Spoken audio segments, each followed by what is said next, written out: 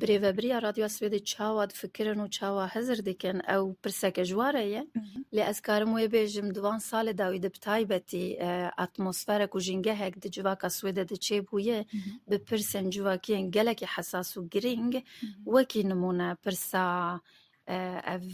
کەمپانیا یلدژی سوێدە هەم لە سوێدە هەندرێ سوێدە دو هەم دەروی وڵات چێبوونن یەک جوان پرسایە پرسەکەدن پرسا تاوانکاری و کریمینالیتەیە ئاگاهیان دەربارەی وێ ڕاگاندنە دەربارەی وێ لێ هەروەها پرسن درۆژلاتە ناوین دەبن کو دەنگ ڤەددن لە سوێدە و دناو کوردێ سوێدەدە و جواکە سوێدیدە ژوویا لێڤە ئەس دبینم ڕۆلا me pir girîng bû hemme deng û ragihandinek bêaliyane û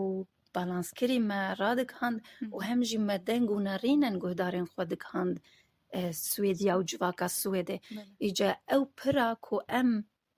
rolek bûn tê de pir girîng dibînin min cejûya lê ve girtina vî beşê ez bêjim wê tadeyeke pir mezin be beriya her tiştî li